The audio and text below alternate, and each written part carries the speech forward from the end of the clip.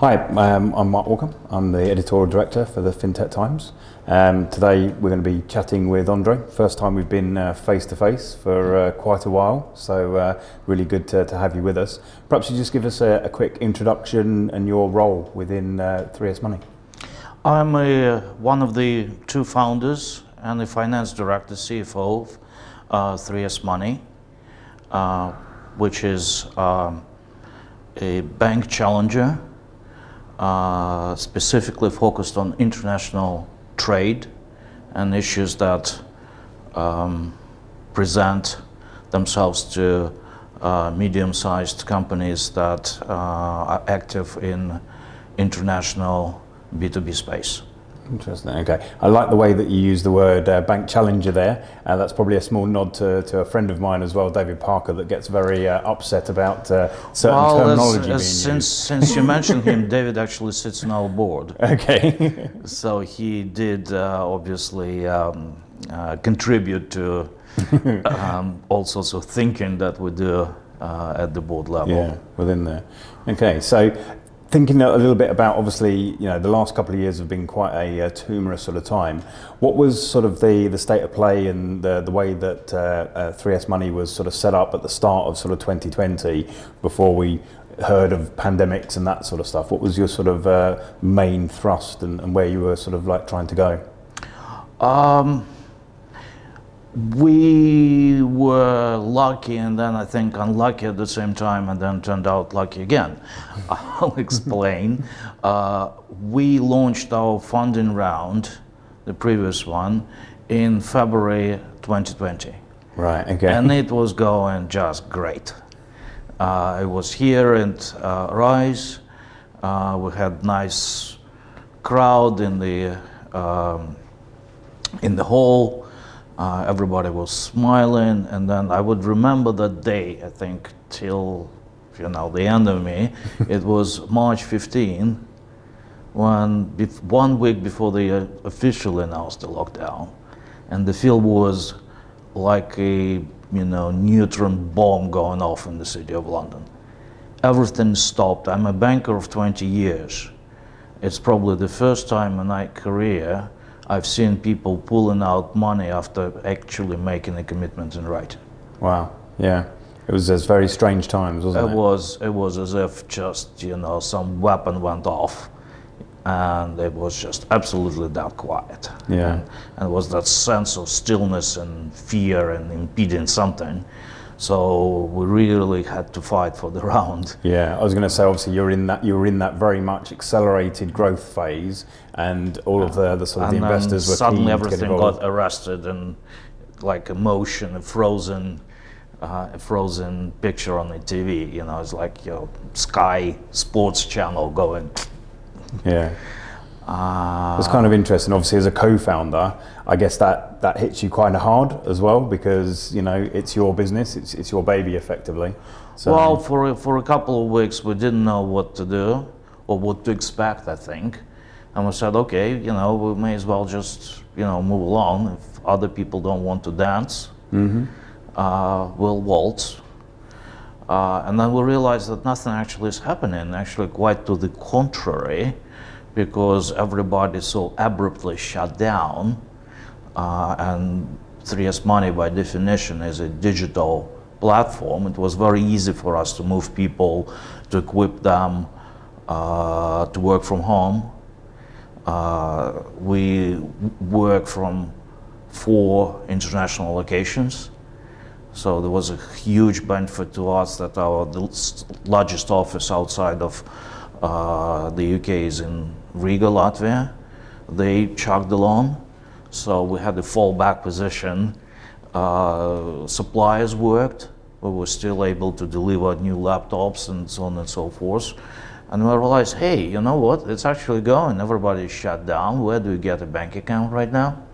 Especially that people, our traditional high street competition, they were completely obliterated. Yeah.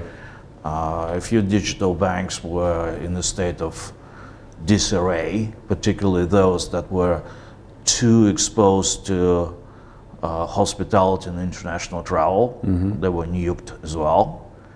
And we are B2B, we look after wholesalers, we look after dynamic entrepreneurs. So what we noticed is this crowd is very, very adaptive. They just switched the rules, new trading patterns emerged, people started moving PPE and whatnot.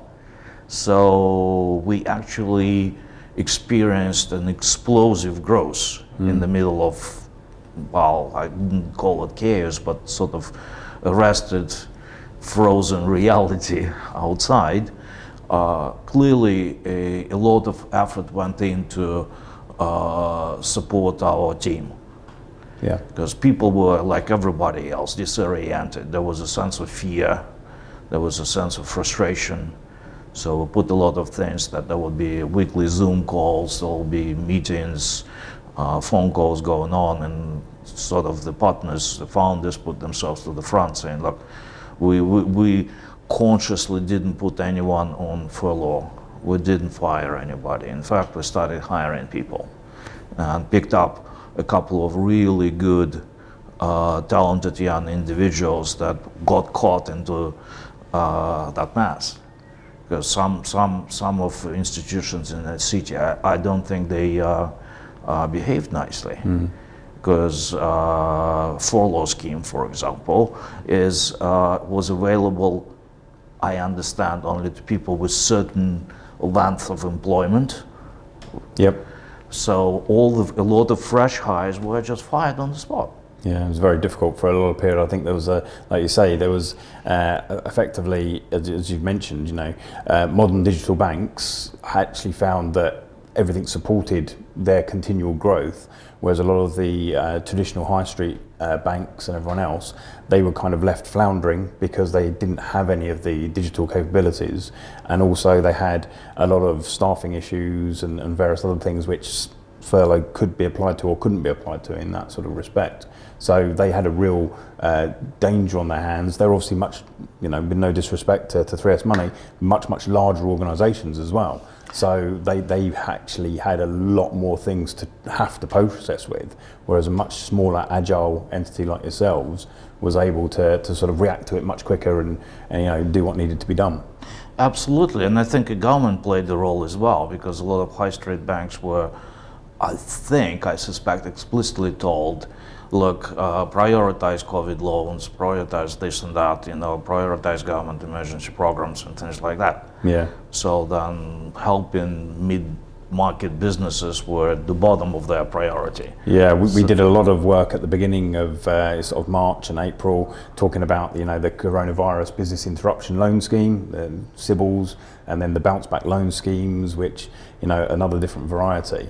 But again, all of the financial services were effectively pivoted, all the traditional players were pivoted to try and find a way of distributing this money. Correct. There was lots of talk about how, if the government actually had a little bit more foresight, they maybe have taken advantage of some fintech companies that could have actually done that whole process a bit quicker. But at the time, all they had access to was the larger banks. So as you say, they almost caused a requirement where the larger banks had to stop listening to certain people in favour of trying to get these support loans out. Well, I think it was a direct cause and consequences. A lot of high street banks, even on the challenger younger side, quite officially announced that between whatever it was, August or September, all the way to April, which is now, that they are not opening new bank accounts. Yeah, absolutely. End of story. Yeah. So suddenly we realized we are in a very different competitive environment. Yeah.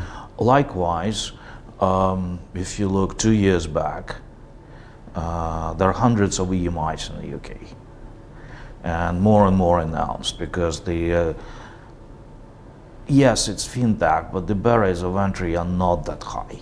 Yeah, for electronic money institution, it's it looks like a bank from the outside, but it doesn't do the whole range of services, does it? It depends on what the ambition is. We tend to do a lot more than our peers, but a lot of them, especially around the card product, I call them sort of illegitimate children of MasterCard, because they would do the whole thing. They create the environment that will churn out a lot of cards. Who benefits at that scale? Obviously, it's between the Visa and MasterCard. Visa is probably playing a catch-up game now, but there's a lot of solutions that are out of the box. Yeah, absolutely. So it's thinking about on the client side that people don't necessarily, clients understand the depth of product A versus product B. If someone says, I have IBANs, then everybody, oh, all right, they have IBANs. And then you start really digging into the actual makeup the actual of it pipes. And you realize that the EMIs are not all created equal at all. Just thinking a little bit about obviously that situation that you were explaining a minute ago with obviously the government support schemes and all that sort of stuff. Was there a point when 3s.money sort of decided that you wouldn't sort of get involved in that, or was that never really an option for you? You decided you were going to keep with your core product offering, or did you ever think about pivoting into more sort of help with the loan recovery scheme, or to help in another way? No, because for several reasons. Well, first of all, we focus on cross-border operations, which is sort of outside of immediate addressable market for what the loans were designed, and so on and so forth. Secondly, we were, as I set out the narrative, we were growing very nicely. So I'm growing, I'm investing in my technology, I have my partner banks and brokers. We had our work cut out. I think through the last 12 months, except for a few junior people, no one had a day of holiday. And a lot of weekends were taken up by doing more stuff. So then it was never on the table. Why would I drop this ball that is rolling nicely and decide to do something else, which looked and still looks like a very crowded space? Yeah, absolutely. Obviously, people like RateSetter and people like Funding Circle are a lot better equipped to handle that type of thing. They're designed to do it. Absolutely, So as you said, it's best to let those people carry on doing what they're doing and you to focus on what you're doing. So I think a lot of people obviously saw 2020 as a year of extreme change, as you sort of mentioned, because of that whole existing native digital structure and how you were perceived and constructed. You could effectively carry on and just continue to do more of the same. So if we now fast forward into sort of January 2021, how did you sort of approach the new year? Was it more business as usual? Because I think you're coming off the first quarter of this year with even more growth than you had through 2020 as well, aren't you? Yes, it really accelerated nicely. Part of that is due to the fact that we launched into different geographies. It's quite curious, or at least I find it curious, that the product itself is digital, but there is no way to meaningfully attack a particular market without actually at least some flip-flops on the ground.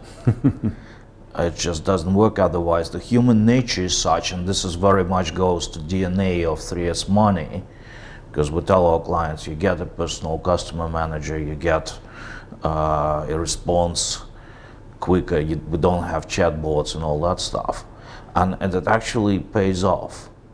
And we noticed that every time we expand geographically, we pick the right salesperson, we pick the right or we don't pick the right salesperson. And it's about opening another market, another trading center, another trading sort of corridor, as we call it, or opening another set of what we call rails, which is basically another option how to pay locally or collect locally, i.e. some banking institution or a broker that we deal with in a particular location. It immediately creates just another layer of customers and revenues. And we were quite busy with that. Obviously, it was a huge challenge when Europe opened, Europe closed, so those red countries, green countries. So we were a little bit fortunate that a number of locations were up and running before. So you've kind of done the groundwork already in there, and it was more just or a we question of can carrying then on. approach from a country that was in relatively better position. So, okay, I cannot fly people from London to Dubai, but I can do that from Riga and so on. So there was always a little bit of combinations how to go about. Yeah.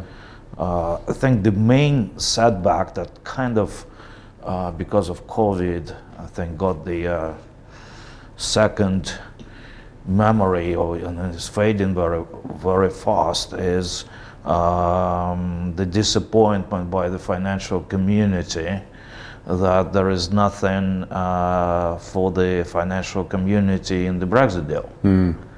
I think that was a major shock to everyone. Yeah. That created a lot of conspiracy theories and things like that, whether it's on purpose or whatnot. But right now it's a mess.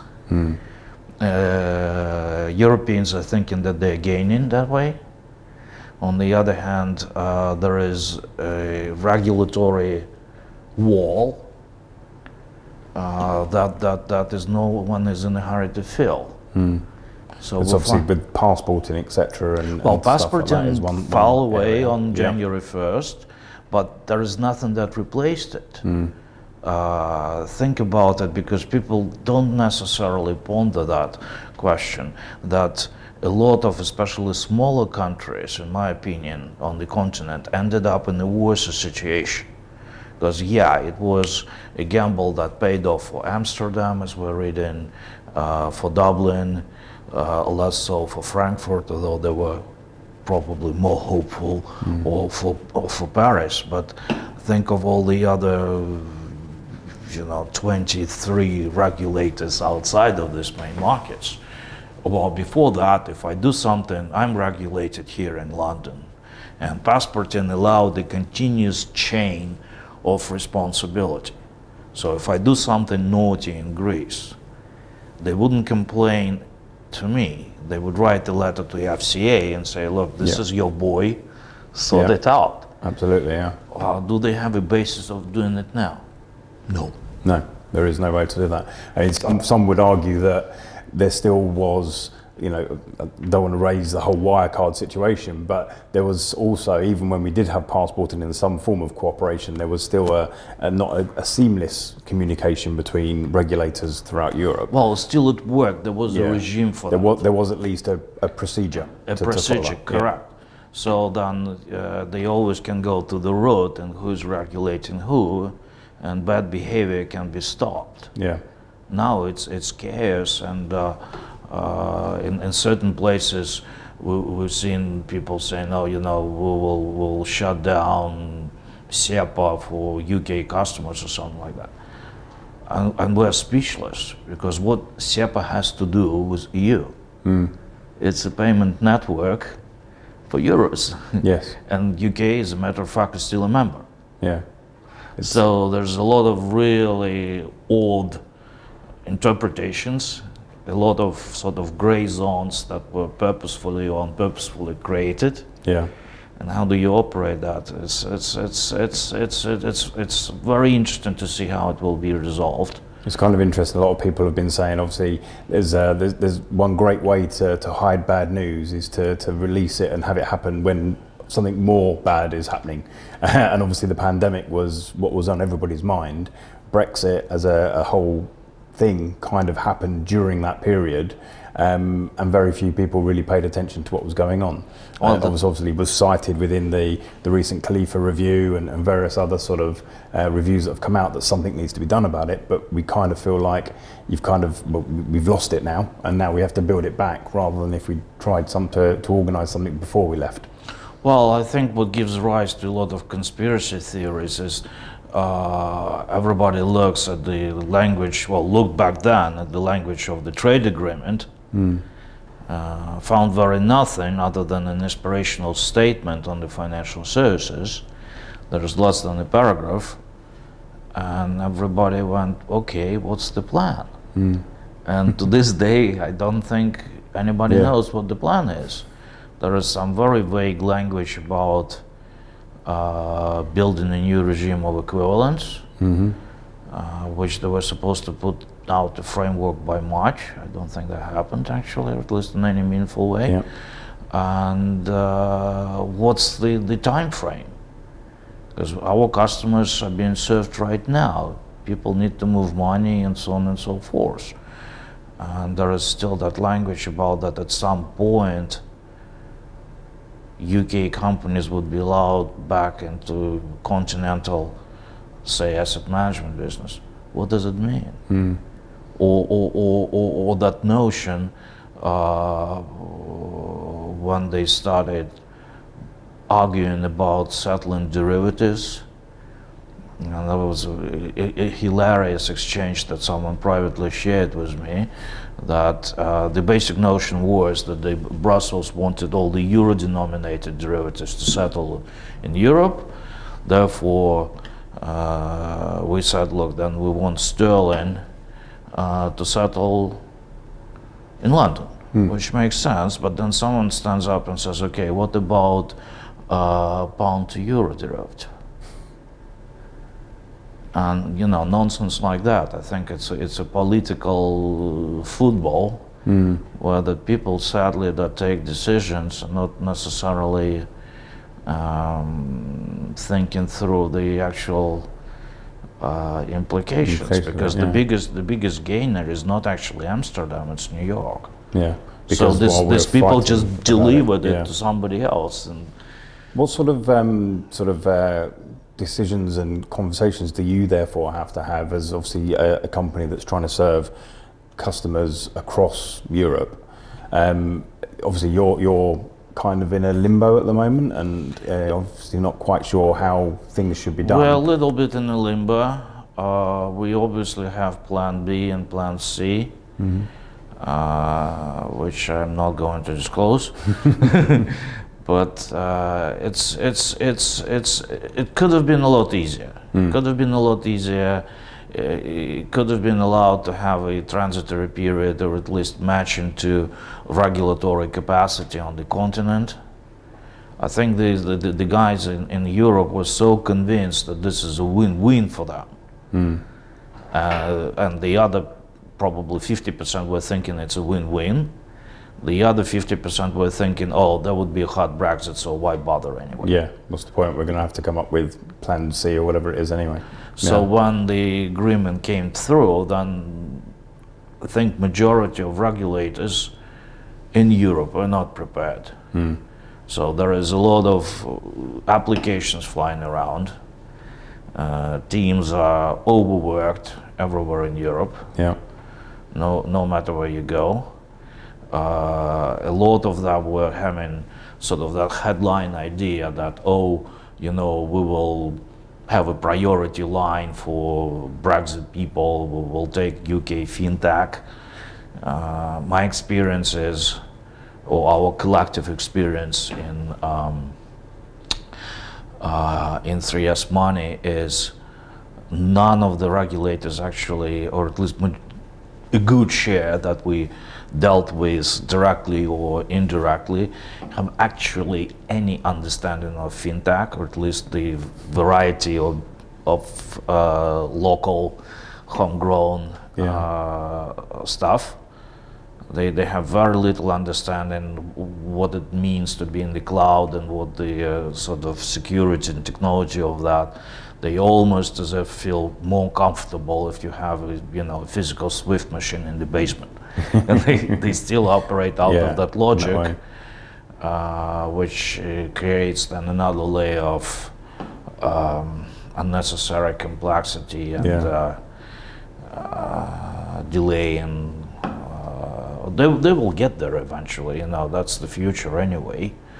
But it's very, very uneven. That's what slows us down in Europe more than anything else, that the banking practices and therefore expectations of customers are so disbalanced. But on the other hand, obviously that creates opportunity. When we create a kind of high-level, smoothly running product, it makes sense first to go to countries that probably have more inefficiency and legacy Yeah, the it's the structure. question of sort of trying to tackle the hardest problem. If you can solve the hardest problem, then the rest of the problems become a little bit easier. Yeah, well, it's a lot of that is not technology. It's about perception. Like in a lot of countries, take SEPA payment. A lot of regulators, a lot of banks, actually, are still convinced that the two-letter prefix actually means anything. And that's how they differentiate the payment flows between the countries, which is not true at all. It really depends who is connected to which central bank Yeah, on the target to framework. interesting. Yeah, And things like that. And it's just one of the illustrations of how uneven the space is. And the further out we go, in February this year, we just 2 months ago, really, yeah, we opened a small office in Dubai and applying for regulatory permission there as well. And generally, our view is to go alongside the sort of big Europe-Asia trade flows, and there's lots of them. yeah, And what we're finding out is there's a huge gap between what the Asian banks and Asian financial community understands about Europe and vice versa. yeah. Now we have the Brexit dimension to it. So it's becoming incredibly, on the one hand, complicated, on the other hand, really exciting story. Yeah. Because we lived through major historical changes no one envisaged probably, 5 years ago. Yeah. So it's kind of accelerated the ingenuity, if you like, and the sort of the development of the product that you need to actually fit into that complicated situation and try and simplify it for your customers, is it right? Yes, indeed, because when we got into the journey 3 years ago, we were like, oh, okay, right, we'll have a bank here, a bank there. When we really started going down into the piping of things, the major shock for us collectively as an organization was how thinly the knowledge layers actually spread in traditional high street banks. Go find someone who actually knows about Swift network outside of people that work for Swift. There's a lot of sort of analogies that I've heard is it's kind of like a black box, and people know how to put something in and they know what comes out the other end, but they don't really know how it all works in the middle. Yes, it's exactly that. And then how the local, what we're doing and doing very well, is trying to make sure that we reach out to the local rails. Then it, by definition, eliminates a lot of issues that the black box creates. Yeah. So if we can really efficiently take customer sterling here on Faster Pay, do a same day foreign exchange into euro, and then put their money immediately on SEPA, Yeah. then we almost cut out all the things in the Swift as such. Yeah. We still use Swift machine. There is nothing wrong with that. It's a question who is on the other side of the line, Yeah. if anybody. Yeah. And if you know who they are and if they know how to actually process and deal with the payment at the other end. Because one of the things, well, for me personally, because my background is investment banking. Even I think people that do commercial loans, I don't think they actually know about how CHAPS payments actually operate. And we had to learn it the hard way ourselves, really sort of pinging things and looking at it. Because another issue in the industry is like never trust the manual. And unless we ring it and we do it in the sandbox ourselves. And even then, we were testing a few things today as well. In the sandbox it works, you put it in production, it doesn't. Yeah. Who knows? Someone wrote a bunch of code somewhere that is not actually aligned. Yeah. Go find it. No. So that's the things. And we were really, really entertained in terms of how to collect that knowledge. And we realized once again that the value of 3s Money is actually our people. Yeah. And the knowledge that they have. And the knowledge that they have, because a lot of institutions, I think, foolishly enough, in pursuit of technology, actually thinned out the knowledge layer. Yeah. And we believe that technology is there to enhance people. Yeah. People leverage technology. Technology is not a displacement thing. Yeah, it can't operate on its own. It needs the people to actually well, to then you would guide the talk to technology. big AI guy, big VC guys, and everybody's talking about AI and how that will do compliance. I think our position is, well, if someone develops something like that, we'll rent it. Yeah. Okay, so we're coming towards the end of the interview. Let's try a little bit of stargazing. Let's try and think about what sort of position are you guys, do you think, going to be in this time next year, in 2022, given the disruption and the things that have happened over 2020 and 2021? What do you think the future is going to look like? Well, year's time is probably will fly very fast. We'll have 5 locations, we'll have 7 or 8 or something like that. Our more aspirational view is probably has like a 3-year frame, and what we're trying to do is to sort of recreate in a digital way the traditional British merchant banking institution. You know, the old Morgan Grenfells and that sort of thing, where they would have more people in Cairo than in London, really, and they would know all the ships going out with cotton. So transform that into digital realm, and that's what we want to be. It takes time. Every new banking partner, anything takes 6 months, 9 months. It requires patience.